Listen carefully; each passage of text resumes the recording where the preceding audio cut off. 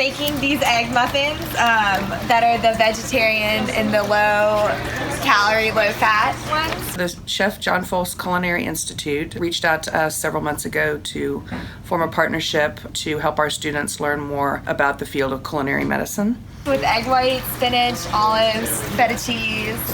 Culinary medicine is a field that aims to combine the science of health with food and food preparation, diet, and wellness. I wish this would have been around when I was in med school and residency. Often you're talking to your patient about how to eat better, but to actually put it into practice. Not just about the nutrition, but okay, so let's take the nutrition and then how do you teach the patient to fix meals or to buy products that are actually healthy for them. Good nutrition is so important for health, especially with certain chronic illnesses like diabetes and hypertension and obesity. At least 2 of these criteria are met, then we can safely nutritionally diagnose with either mild to moderate or severe malnutrition. They created this course that in the morning they would have lecture series. In addition, they created these sort of field trips. One day they went to the cardiac rehab at Thibodeau Regional. They also went to the Rouse's supermarket to see how to shop better for food. The idea behind this was to provide them with a foundational nutrition knowledge so that they're better equipped to begin the conversations with their patients about dietary guidelines and lifestyle interventions. In the afternoon, they would do the culinary activity in the school where they'd learn how to actually cook. You're doing the original recipe that calls for whole eggs. Each group has a different variation on the egg muffin, and ours is the original you start with bacon and cheddar. We have spinach frozen that is thawing out in a water bath over here, so that'll be ready for you.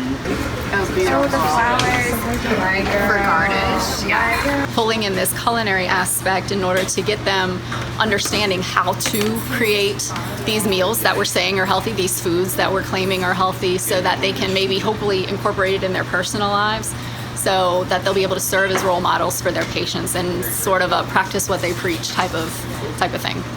Knowing more about what people should be putting in them will definitely help us as future physicians educate patients on their diet and hopefully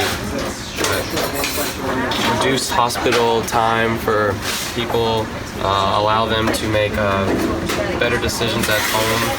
There you go. Okay. And then I would probably not need more than 4.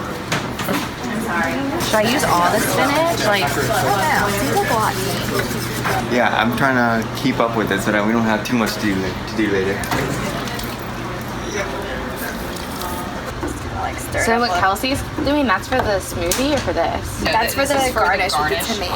Oh, okay, so this is done.